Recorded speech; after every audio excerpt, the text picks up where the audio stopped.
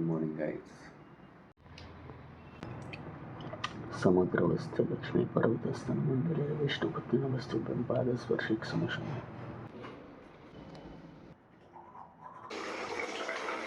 चलो good morning once again. आणि निघालो आहे स्कूलला.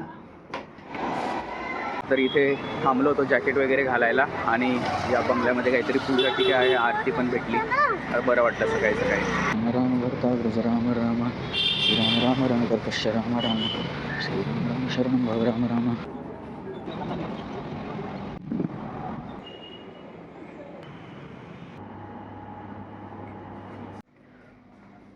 इथे काय करतायत?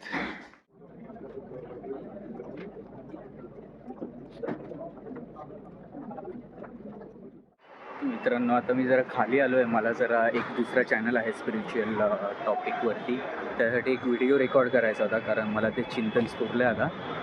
खाली पार्किंगमध्ये पहिल्यांदा आलो मी, मोठी पार्किंग आहे. पार्किंगचं असं काही नाही, पण मस्त आहे बघ ना इथे सगळंच व्ह्यू. मेन मुंबईमध्ये किती मोठ्या मोठ्या बिल्डिंग असतात. आपल्याला आधी वाटायचं की बाहेर देशांमध्येच असतं, लंडन, अमेरिका वगैरे. वर्ल्ड ट्रेड सेंटरचं जेव्हा पडली तेव्हा कळलं की अरे 100 माळ्यांच्या पण बिल्डिंग असतात. आणि इथे बघा ना, आपल्याकडे पण ते युज्युअल झालं आहे आता. मस्त वाटतं, म्हणजे मस्त पण वाटतं, फॅसिनेटिंग आहे आणि थोडं अडचणीचं पण वाटतं कधी कधी. ठीक आहे, मी करतो व्हिडिओ रेकॉर्ड करतो आणि नंतर बोलूया निवांत. मेथीची भाजी. खतरनाक झोप येते आज ऑफिसमध्ये. म्हणजे 2दा डोळे झापले पण होते मी. थोडं राऊंड मारायला आलो, तोंड वगैरे धुतलं. आता घेतो चहा कॉफी काहीतरी.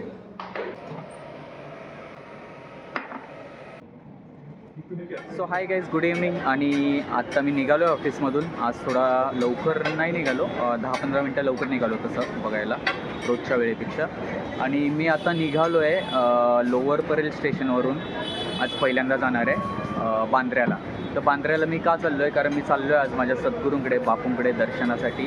कारण मला सकाळपासूनच आज जरा 2-3 चांगले वेगवेगळे अनुभव आले ना, तर मी जरा थोडा थक्क झालो आहे.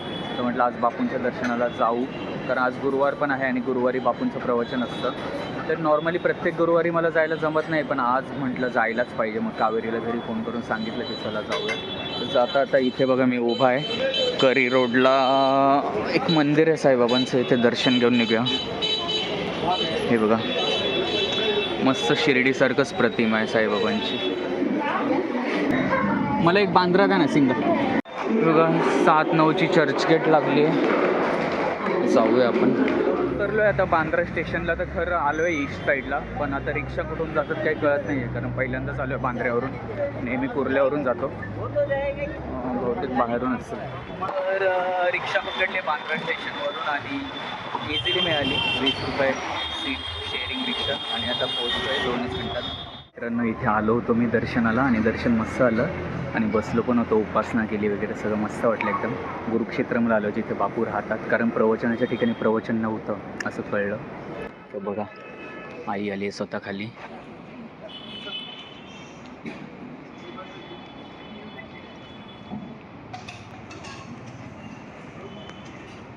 आणि इथे वरती राहतात बापू. हे आम्हा श्रद्धावानांसाठी म्हणजे एक पंढरपूरच आहे, श्री दत्त निवास. आणि हे मोठ्या आईचं मंदिर.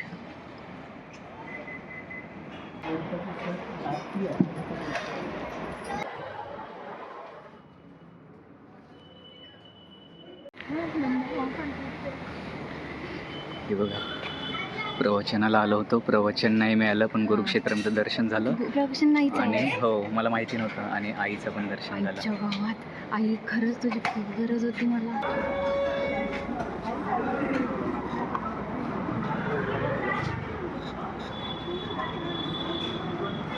आई आली आता नाईट वॉकला येते, जेवणानंतर वगैरे खाली आणि नातवंडांबरोबर खेळायला वगैरे.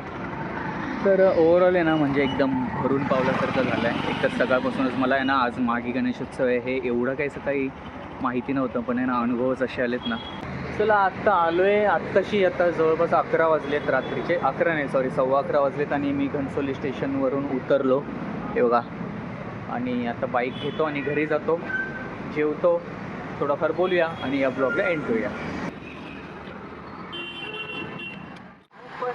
राघव राजा राम पतित पावन सीताराम.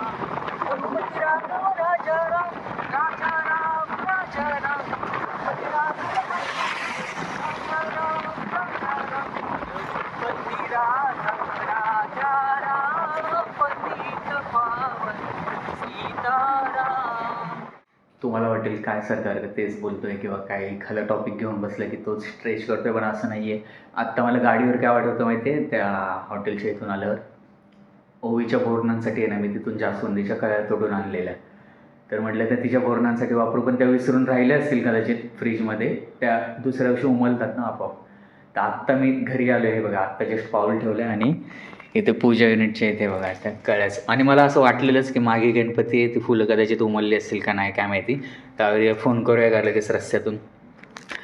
तर त्या आत्ता गणपती पुढेच व्हायला गेलेले आहेत. आजचा दिवसच सगळ्यापासून खास होता, असं वेगळंच एक जाणवत होतं. आता मी इन डिटेल त्याच्यावर याच्यामध्ये बोलायला गेलो तर काही जणांना बोर होईल म्हणून मी ते बोलायला जात नाही आहे. पण हे बघा असा अनुभव येत असतो. आणि आता बाय द वे घरी आलो आहे, आता जेवतो मस्तपैकी.